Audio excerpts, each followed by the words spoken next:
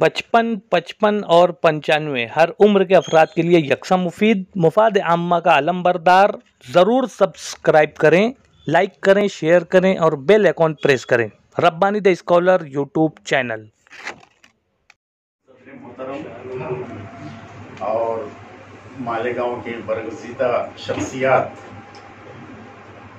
जो आज यहाँ मौजूद है, हालांकि मुझे इसका इम्कान तक नहीं था। मैंने तो ये कहा कि बस 2, 4, 5, 7 लोग जमा हो जाएंगे और इसकी इजरा की रस्म अंजाम दे दी जाएगी। लेकिन जनाब रिजवान साहब जो है मेरे कमरे पर आए, उन्होंने मेरा इंटरव्यू लिया और मैं सच बताता हूँ, मैं इतना थका हुआ था कि रहमानी सलीम अहमद को बोल कर गया कि रात भर मैं ट्रेन में सो नहीं सका हूँ, जाके मैं इत्मीनान से 2-2.5 घंटे सोना चाहता हूँ। उससे पहले मौसूफ आ गए, लेकिन इतने उन्होंने दिलचस्प वो सवालात मुझसे किए और मैंने अपने तौर पर भी उमंग में आकर, तरंग में आकर जो जवाब दिए, उससे मेरी तमाम जो थकान थी वो दूर हो गई। मैं बिल्कुल यानी फ्रेश तरोताज़ा हो गया। तो इसके लिए मैं रिजवान साहब जो है, रिजवान रब्बानी साहब, उनका भी शुक्रगुजार हूँ। और वो जो एक चैनल चला रहे हैं उसको मैं मुबारकबाद देता हूँ कि इसके ज़रिए से न सिर्फ मालेगांव के लोगों को बल्कि बाहर से आने वाले लोगों को भी वो मुतारिफ करा रहे हैं और पूरे हिंदुस्तान में उनकी यानी शख्सियत के ताल्लुक से अहम खबरें पहुँचाने का काम अंजाम दे रहे हैं। ये बहुत बड़ा काम है। तो अपने तौर पर वो आए, उन्होंने बताया कि इब्ने आदम ने मुझे बताया कि आप नागपुर से मालेगांव आए हैं। तो मैंने कहा कि हाँ, कल मेरा अचानक प्रोग्राम बना। जैसा ये इस प्रोग्राम के लिए जो प्रोग्राम बना है, ये भी समझ लीजिए 4 घंटे में बना है। मैं भी इतना उत्साहित नहीं था कि भाई ये प्रोग्राम हो, लेकिन मैं एहतियातन 4-5 किताबें रख लिया था कि जो हमारे पुराने जानने पहचानने वाले लोग हैं, इस प्रोग्राम की वजह से मेरी उनसे मुलाकात हो जाएगी, बातचीत हो जाएगी। और मैं आज देख रहा हूँ कि ऐसे लोग जिनसे मेरा राब्ता कम ही रहा है, वैसे बहुत सारे लोग यहाँ पर जमा हैं।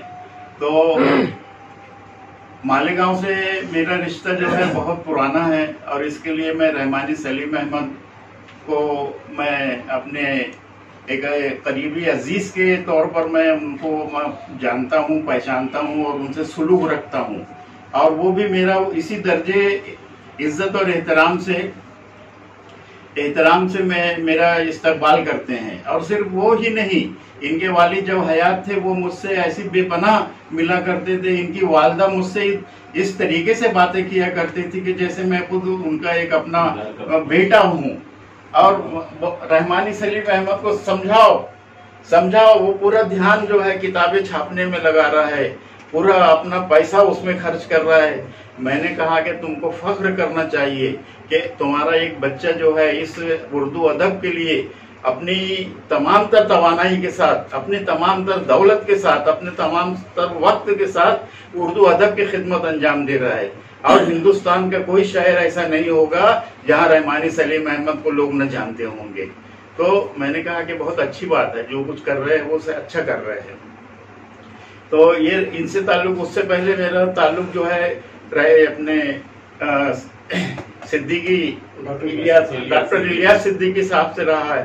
बाल भारती के वक्त में उनसे मुलाकात हुई थी पूना के अंदर। पूना में जब पहली बार मुझे बाल भारती में जाने का मिला उसके कोर्स की तरतीब के लिए, तो वहां पे इलियास सिद्दीकी से मुलाकात हुई। उन्होंने एक जुमला जो मुझसे कहा वो इतना बेहतरीन था, वो इतना अदबी था कि वो आज तक मुझे याद है और मैं लोगों को बताता हूँ। वो जब मैं उनसे मिला और मैंने कहा कि मैं वकील नजीब नागपुर से, तो उन्होंने हाथ मिलाया और वकील नजीब बोले तुम्हारा नाम है। मैं सच कहता हूं कि तुमको मैं बरसों से जानता हूं, रसायल के अंदर और दूसरी अखबारात वगैरह में जो तुम्हारी तख्लीकात शाये होती है, ये मेरी पहली मुलाकात नहीं है, बल्कि मैं तुमको बरसों से जानता हूं। वहाँ सब लोग जमा थे, उनको फिर उन्होंने मेरे ताल्लुक से बहुत सी बातें उन्होंने बताई। तो इलियास सिद्दीकी साहब से जो है उस जमाने से मेरा ताल्लुक है। मैं उनके घर पे कई बार यहाँ पर आया, 2 बार मैंने अपने प्रोग्राम में नागपुर भी उनको बुलाया। मेरी 2 किताबों के इजरा में वो नागपुर भी आए, बदरुद्दीन बादल को लेकर आए और अल्ताफ जिया उस वक्त नए नए आए थे, पहली बार मेरे प्रोग्राम में कामटी में जो है जाबाज साथी जो मेरी किताब है उसका इजरा हुआ था, तो अल्ताफ जिया को साथ में लेकर आए थे। तो इस तरीके से मालेगांव से मेरा बहुत गहरा ताल्लुक है और मालेगांव को मैं अपने यानी शहर अजीज की तरह मैं समझता हूँ, जानता हूँ यहाँ के लोगों से। तुम्हारे हारून बीए साहब मैं जब भी मैं आता था उनसे मिलता जरूर था। एक बार मैं जब अभी बीमारी के दिनों में उनको गया और वो आए तो उन्होंने कहा कि अरे मुझे मालूम होता कि वकील नजीब आए हैं, तो मैं बोले पलकों के बल चलते हुए उनसे मिलने के लिए आता था। तो इस तरीके से ये ख्याल अंसारी साहब है और बहुत से ये यानी मसूद साहब जो है, इनके बच्चों से मेरी टेलीफोन पे बातचीत हुई। मेरा वो नावल जो मसीहा हुआ था, मसीहा को मैंने इस अंदाज से लिखा है, सिर्फ इनके बच्चे ही नहीं बड़े बड़े भी पूछते हैं कि क्या तुम्हारे साथ ये वाकया वकूफ पजीर हुआ है। तो मैं कहता हूँ कि हाँ वकूफ पजीर हुआ है, वो लड़का आज भी दिल्ली के अंदर मौजूद है। वो कहानी का ताना बाना इतने अच्छे तरीके से चला है ना कि कहीं पर भी उसको ये शायबा नहीं होता कि ये कहानी है, बल्कि एक हकीकी वाकया लगता है। अभी पिछले दिनों मैंने एक उसी तरह से का बड़ों के लिए एक नावल लिखा, तलाश पैगाम, बड़ों के लिए नावल है, बहुत मकबूल हुआ। उस नावल में भी मैंने इतना तजस्सुस, इतना तहय्युर पैदा किया है ना कि कोई भी जब एक बार उसको पढ़ता है, शुरू करता है, तो खत्म किए बगैर उसको छोड़ता नहीं। बड़े बड़े अच्छा उसके इजरा के मौके पर इत्तेफाक से मोइनुद्दीन उस्मानी आए थे और तुम्हारे एम मोबिन भिवंडी से आए थे और तुम्हारे इकबाल नियाजी जो बम्बई से आए थे। ये तीनों लोग वहाँ पे उन्होंने अपने तासुरात का इजहार किए और उन्होंने उसके ताल्लुक से जो बताना था बताए। बहरहाल उसके एक हफ्ते या 15 दिन के बाद मेरा बम्बई जाना हुआ। मैं उनके घर पे उन्होंने दावत की है मेरी और कई भी 10-15 लोग थे। वो 14 अगस्त की बात है। 15 अगस्त को मेरी बच्ची का कुछ काम था, वहां उस सिलसिले में मैं गया था। तो हम जब खाने के लिए बैठे तो इकबाल नियाजी की अहलिया आई, बोले भाईजान, बोले आपका नावल जो है वो रखा हुआ था, मैंने उठाकर उसको पढ़ना शुरू किया। और पढ़ना, मैं सच बताता हूँ, 14 अगस्त में बच्चों को झंडी वंडी लगाने की छुट्टी थी और मेरे को फुर्सत मिली थी। मैंने पूरा नावल जो है वो बैठकर उसको पढ़ा। उसने 15 लोगों के सामने उसने इस बात का एतराफ किया। और भिवंडी के खलीकुज़्ज़मान नुसरत साहब जो है, मैं एम मोबिन के साथ उनसे मिलने गया 15 अगस्त को, तो उन्होंने वो मैंने एक नावल उनको दिया। उनकी अहलिया मेरी बहुत यानी कहना चाहिए फैन है। मेरा नावल जो किस्तवार छपता था सियाह रात, ये सियाह रात उसमें छपता था सहाफत में, सहाफत ये हाँ, तो मीम नाग नहीं सहाफत में नहीं, मीम नाग जो एक रिसाल बॉम्बे से जारी किए थे उन्होंने, उसमें उसने किस्तवार छापना शुरू किया था। बाद में वो पर्चा बंद हो गया। उन्होंने मुझे लेटर लिखा और मैंने वो नावल उनको भेजा। तो उसमें जो एड्रेस था खलीकुज़्ज़मान नुसरत का, मैंने पढ़ा तो अरे मैं बहुत हैरान हुआ। मैं बोला इतने बड़े राइटर की बीवी जो है मेरा नावल, तो उन्होंने बताया वो नावल जो है मैंने बोले पूरा पढ़ी। और ये मेरा नावल जो था तलाश पैगाम, इसको भी उन्होंने एक नशिश में पूरा पढ़ा।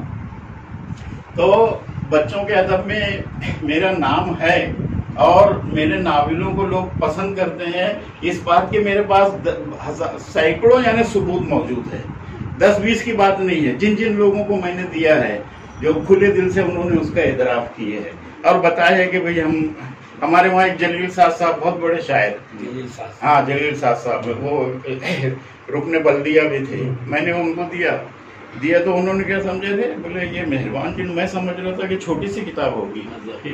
ज़ख़ीम है, उसको दिल्ली उर्दू एकेडमी ने शाये करी है और तकरीबन वो 220 पेज पर थी, मुसव्विर है वो।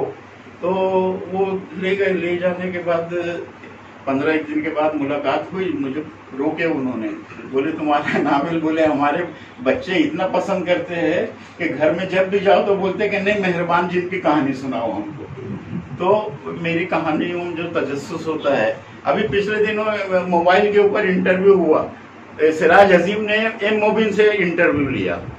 उसने बोला कि भाई, पूछा कि भाई बच्चों के अदब की तरफ लोगों का रुझान कम क्यों होते जा रहा है। बोले उसकी वजह यह है कि जो लोग बच्चों का अदब लिख रहे हैं वो जितने यानी उनकी नफ्सियात, बच्चों के नफ्सियात को जानने के साथ ही साथ उनको यानी अपनी गिरफ्त में कैसे लेना और अपनी गिरफ्त में लेने के बाद उनको उंगली पकड़ के आगे कैसे लेकर जाना, ये हुनर अगर किसी को आ जाए तो उसी किताब को बच्चे नहीं छोड़ते, बड़े भी नहीं छोड़ते। और मिसाल के तौर पर मैं बोले वकील नजीब का नाम पेश करता हूँ, आप उनकी कोई भी किताब उठाकर देखिए, लोग जब पढ़ना शुरू करते हैं तो पढ़ते ही चले जाते हैं। तो अल्लाह का करम है, मैंने लिखना शुरू किया और मालेगांव के तमाम ही अदीबों ने, शायरों ने, मुदीरों ने और पब्लिशर ने जो है मेरी रहमानी सलीम अहमद साहब से बड़े देरीना ताल्लुकात है। मेरे एजाज में इन्होंने मेरा ख्याल है कि 2007 में एक जश्न वकील नजीब बनाई थी। और अभी कोई ये कह रहा था मेरे साथ में आते आते कि भाई अगर हमको अगर मालूम होता कि आप आने वाले हैं, 1-2 दिन पहले भी मालूम होता, तो जिस तरीके से जश्न वकील नजीब हमने मनाए थे उसी तरीके से हम ये प्रोग्राम भी मनाते। तो ये प्रोग्राम भी यानी करना है कि नहीं करना है, करना है कि नहीं करना, ऐसा चल रहा था। हालांकि कल जब इब्ने आदम से बातचीत हुई मेरी, तो मैंने उनसे कहा कि भाई ये मैं आने वाला हूँ, जरा इसके बारे में थोड़ा प्रोग्राम बनाना, क्योंकि रहमानी सलीम अहमद से मेरा राब्ता कायम नहीं हुआ था, बाद में इनसे राब्ता कायम हुआ। यहाँ आने के बाद जब इनसे मैंने मुलाकात किया तो मैंने बोला यार लोग पुराने मेरे जानने पहचानने वाले लोग हैं, अगर प्रोग्राम रख देंगे तो सबसे हमारी मुलाकात हो जाएगी। तो इस तरीके से मेरा लिखने का सिलसिला चल रहा है। दरअसल जैसा कि संगरेजे के ताल्लुक से इन्होंने कहा कि मेरा अफसानों का मजमुआ है, दरअसल मेरी तहरीरी, मेरी अदबी जिंदगी का जो आगाज हुआ है वो अफसाना निगारी से हुआ है। मैं शमा का बड़ा शैदाई था, शमा के रिसाले, शमा के जो अफसाने थे ना, बहुत शौक से पढ़ता था और उन्हीं से मुतासिर होकर मैंने अफसाने लिखा। और मेरे कई अफसाने जो है शमा में शाये हुए, और उस वक्त शमा जो है ना 1 लाख की तादाद में शाये होता था। और जब मेरी कहानी उसमें शाये हुई तो बस्ती के लोग, महल्ले के लोग, अरे बोले वकील नजीब की कहानी शमा में शाये हुई है, एक यानी हैरत अंगेज उनको मसरत हुई। तो इस तरीके से मेरा मेरी कहानियां आजकल में भी छपी है। और जो सरकारी जो रिसाले होते स्टेट के, हरियाणा का और पंजाब का जो रिसाला परवाज़े अदब और क्या क्या थे, हाँ आज नया दौर उनमें भी मैं तो उन कहानियों को मैंने यकजा करके 2000 में अपने संगरेजे के उन्वान से शाये किया। आज भी इसके बाद भी मेरे अफसाने शाये होते रहते हैं, इनके यानी नक्शा मसूद साहब के जरिए से और उसके जरिए से वो उसका तासुरात मुझे मिलते रहते हैं। मैं लिखते रहता हूँ, जहाँ मेरे को कोई पॉइंट मिल जाता है मैं बराबर अफसाने लिखता हूँ। इधर पिछले 2 साल से बच्चों के अदब मेरा रुझान कम हो गया है। मैंने अभी देखो एक किताब बड़ों के लिए लिखा, तलाश पैगाम नावल था। उसके बाद एक किताब और मैंने लिखा, वो भी बड़ों के लिए थी। फिर ये लाला व गुलो बुलबुल मज़ामीन जमा थे जो मुख्तलिफ लोगों के ताल्लुक से मेरे जज्बात थे और उनके तहरीर के ताल्लुक से मेरे एहसासात थे, उन सबक वो मैं जमा करता था, किसी रिसाले में शाये करवाता था।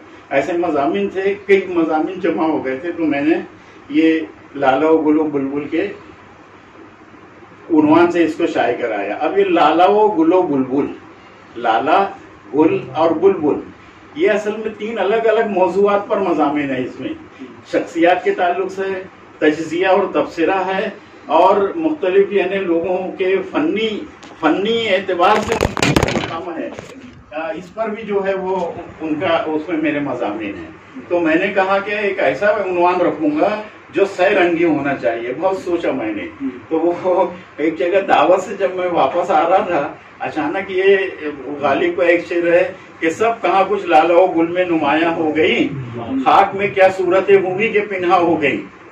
तो मैंने लाला व गुल जो है गालिब ने लाया है, लाला भी है अपने पास, गुल भी है, अब मेरे को कहीं से बुलबुल पकड़ के लेकर आना है, तो मैंने वो लेकर आया लाला व गुलो बुलबुल। और उसके ताल्लुक से एक शेर भी मैंने खुद तख्लीक किया, जो मैंने इसके हम नवाई करते हैं लाला व गुलो बुलबुल, हम नवाई करते हैं लाला व गुलो बुलबुल, और मैं तरन्नुम की लय में बहता रहता हूँ। तो ये यानी एक बहुत अच्छा शेर हो गया। मैंने कहा इसको जो है रखना चाहिए सरवर अकबर। इस तरीके से ये किताब वजूद में आई। मेरा जिस अंदाज से यहाँ पर इस्तेकबाल किया गया और जिस बेजबहा तरीके से मेरे ताल्लुक से लोगों ने अपने दिली जज्बात का इजहार किए, इससे इन चीज़ों को सुनकर मेरे जो अंदरूनी जज्बात है वो बहुत बढ़ गए हैं। और मैं असल में बच्चों के अदीब के तौर पर इतना मशहूर हो गया हूँ कि मैं बड़ों के लिए भी कुछ लिखता हूँ तो लोग बोलते हैं कि ये बच्चों के अदब के लिए है, लेकिन मैंने बड़ों के लिए भी नावल लिखा है। मेरा नावल सियारात 380 पेज का नावल है। और हिंदुस्तान के समाज में जो यानी मुख्तलिफ वाक़यात हो रहे हैं, बांग्लादेश से शुरू होता है और वो जनाब बर्मा में, ये बांग्लादेश से शुरू होता है, कलकत्ता में आता है, बम्बई में आता है, और इस तरीके से वो हमारे जो तुम्हारे मसाइल जो है मुसलमानों के और जो तासुब एक फैला हुआ है, उन तमाम चीज़ों को मैंने उसके अंदर कैप्चर किया है। तो बहुत मकबूल हुआ है वो नावल। तो बड़ों के लिए भी मैंने बहुत सारे 4-5 नावल लिखे हैं, सफरनामे मैंने बच्चों के लिए लिखे, कहानियां भी लिखी है, ड्रामे भी लिखे, नज़में भी, इल्तिजा के उन्वान से मेरी नज़मों का मजमूआ जो शाये हुआ है। तो मैं इस प्रोग्राम के लिए ताहिर साहब जो हैं, मैं जब ये पहली बार या दूसरी बार मालेगांव आया था, इलियास सिद्दीकी साहब बोले चलो मैं तुमको एक नौजवान फनकार से मिलाता हूँ। मैंने कहा कि चलिए। अभी हम गए वहाँ पे, तो एक पावर लूम की बड़ी सी कंपनी थी, वहाँ उन्होंने आवाज दिए तो जनाब ताहिर अंजुम साहब निकल के बाहर आइए। मेरी उनसे पहली मुलाकात थी और वहाँ पे उनसे अभी जब दूसरी भी मुलाकात मेरी कहा बम्बई में हुई। मेरी किताब को भी साहित्य एकेडमी अवार्ड मिला, इनकी किताब को भी अवार्ड मिला। उस वक्त 4-5 लोग थे, इन्होंने आके मुझे गले लगाए, सर बोले आपके साथ एक तस्वीर खिंचवाना है मुझे, और हम 5 वो तस्वीर आज तक मेरे पास महफूज है। तो इस तरीके से मालेगांव के लोगों से मेरे यानी दायरीना मरासिम है और मैं इसे अपना शहरी मानता हूँ। यहाँ के लोगों को मैं अपना बहुत मानता हूँ। क्या बात। और मैं ये बेबाक तरीके से कहना चाहता हूँ कि जितनी पजीराई मेरी मालेगांव में हुई है, मेरे अपने शहर में भी उतनी। क्या बात है सर, वाह वाह वाह वाह वाह। और उसकी वजह ये है कि जितने नस्ल लिखने वाले मालेगांव में मौजूद है, मैं समझता हूँ कि दूसरे किसी शहर में मौजूद नहीं है, किसी शहर में मौजूद नहीं है। यहाँ अफसाना निगार है, यहाँ तज्जिया निगार है, यहाँ वाकया निगार है, यहाँ पे इतने सारे अखबारात निकालते हैं। इतने साहबी कहाँ है? आप ढूंढ कर लेकर आ जाइए, आपको साहबी मिलेंगे नहीं है। 6-6, 8-8 अखबार आपके शहर से निकल रहे हैं, छोटे ही सही, लेकिन सहाफत का जो दर्जा है उसको कायम किए हुए है ना, उसको बढ़ावा मिल रहा है। और बाकायदा देखिए वो अखबार शाये हो रहे हैं और छप रहे हैं और बिक रहे हैं, लोग शाम से खरीदते। मैंने देखा शाम का अखबार, शाम नामा को देखा, और तुम्हारे अभी कई अखबार जो मैंने देखा। तो मैं इसको मानता हूँ कि मालेगांव में नस्ल निगारों ने जो मकाम और मर्तबा हासिल किया है, वो तो हिंदुस्तान के किसी शहर में हासिल नहीं हुआ है। और मुझे बहैसियत बच्चों के अदीब, अभी किसी ने कहा कि भाई महाराष्ट्र में इनको बहुत बड़ा मकाम मिला है। महाराष्ट्र नहीं है, मैं तो समझता हूँ कि हिंदुस्तान में इतने नावल किसी ने नहीं लिखे। अब जिन लोगों ने लिखे भी है तो वो या तो इधर उधर से लिए हुए है। सिर्फ कृष्णचंद्र को अगर छोड़ दिया जाए, जिनके 12-13 नावल है, और दूसरों को अगर आप नावल निगारों को देखेंगे ना, उनके ज्यादातर चीजें सिराज अनवर मेरा पसंदीदा राइटर है, मैं उन्हें गायबाना तौर पर अपना उस्ताद मानता हूँ। खिलौनों में जब उनका नावल छपता था खौफनाक जजीरा, उसको पढ़ कर मैंने नावल लिखना सीखा, और मैंने दिल्ली में जाके उनको बताया और उसका प्रीफेस उनसे लिखवाया। लेकिन मैंने जब खौफनाक जजीरा भी इकबाल नियाज़ी ने छापा, उस किताब को अधूरी पढ़ा था। अभी जब मैंने पूरा उसको पढ़ा ना, तो अरे मुझे लगा कि ये हमारे वहाँ का अदब नहीं है। ये अदब जो इसमें जो बातें जो पेश की गई है, रॉकेट जा रहा है और जनाब वो ऊपर से चीजें उड़ कर आ गई है, और समुंदर के अंदर जो है जजीरा बना हुआ है। मैंने कहा ये हिंदुस्तान का उर्दू का अदब नहीं है, ये कहीं से इम्पोर्ट किया हुआ है। हाँ भाव तो ये, लेकिन मैं अपने इश्तिहार में देता हूँ। मेरे से लोग मांगते हैं कि भाई इश्तिहार तो मैं देता हूँ, उसमें मैं अपनी किताबों के ताल्लुक से जली हरफों में ये लिखता हूँ कि मेरी ये तमाम किताबें तबाजात किताबें हैं। अलीफ से लेकर ये तक वकील नजीब ने उसको लिखा है। अगर तुमको कहीं से चरवा लगता है, कहीं से तर्जुमा लगता है, कहीं से अखज़ किया हुआ लगता है, तो आप मेरे को कभी भी पकड़ सकते हैं, बोल सकते हैं कि ये तबाजात कहानी नहीं है। कंप्यूटर देखे ना, साइंसी मौजू है, इतना बेहतरीन नावल हो गया, वो ऐसे ही हो गया एकदम से, बस लिखना शुरू किया, होता चला गया वो। और 5 जगह किस्तवार छपा है वो नावल, और सलीम रहमानी में अभी उसको फिर से छापे है, 6 जगह जो है किस्तवार छप चुका है। मैं समझता हूँ कि उर्दू अदब की तारीख में बच्चों का कोई नावल इतनी जगह किस्तवार छपा हो। उर्दू टाइम्स बम्बई उनको तबसरे के लिए भेजा, उन्होंने उसको किस्तवार छपा। और तामीर करके रिसाला अखबार निकालते थे मीम नाम भीड़ से, उन्होंने पूरा नावल किस्तवार छापा। तो ये यानी उसकी पसंदीदगी की वो है, दलील है। तो ऐसी तो जब एम मोबिन ने ये कहा कि भाई वकील नजीब की कहानियां सिर्फ बच्चे ही नहीं बल्कि बड़े भी दिलचस्पी से पढ़ते हैं, तो उसमें यानी मैं समझता हूँ कि है थोड़ी बहुत सदाकत तो है। और यहाँ पर जो इकबाल सर ने बोले और मसूद साहब ने बोले और भी दूसरे अहबाब ने जो बोले कि हम बहुत दिनों से वकील नजीब को पढ़ रहे हैं, इससे अंदाजा होता है कि वकील नजीब जो है अपनी तहरीरों की वजह से लोगों के दिलो दिमाग पर छाया हुआ है। और ये बात मेरे लिए बहुत बड़े एहसास की बात है। यहाँ मेरे लिए ये जलसा मुनक़िद किया गया, इसके लिए मैं जनाब रहमानी सलीम अहमद साहब को और जनाब रिजवान साहब को खास तौर से मुबारकबाद दूंगा। और हमारे ताहिर अंजुम साहब ये आए, बोले मुझे बिल्कुल करना है प्रोग्राम, मैंने कहा ठीक है कीजिए आप। तो इन्होंने इतना आलीशान प्रोग्राम किया, इसके लिए मैं उनका दिल की गहराइयों से इसको शुक्रिया अदा करता हूँ।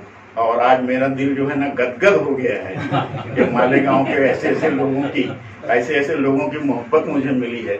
और वाकई अगर हम इसको एक दो दिन पहले से तरतीब देते तो ये वाकई एक बड़ा सा प्रोग्राम बन सकता था, लेकिन मैंने भी कोई दिलचस्पी जाहिर नहीं किया, सिर्फ यानी इब्ने आदम से इशारतन कहा था।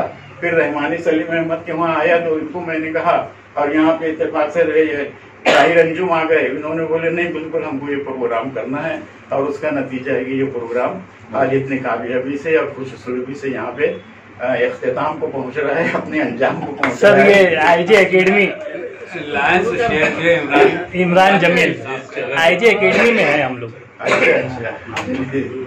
अच्छा शेयर है, ठीक है, थैंक यू, शुक्रिया, बहुत शुक्रिया। मैं दूसरे काम से आया था सलीम रहमानी साहब के पास और कुर्सी पर बैठा हुआ था। रब्बानी दी स्कॉलर यूट्यूब चैनल इल्मी, अदबी, दीनी, मिल्ली, समाजी, सकाफती, तहजीबी, फलाही, तिब्बी, फ़न्नी, माशी, तिजारती, माशरती, इंतज़ामी, इनकलाबी, तहरीकी, तहकीकी, तकनीकी, तफ्तीशी, तामीरी, तालीमी व मालूमाती यूट्यूब चैनल ज़रूर सब्सक्राइब करें, लाइक करें, शेयर करें और बेल आइकॉन प्रेस करें। रब्बानी दी स्कॉलर यूट्यूब चैनल।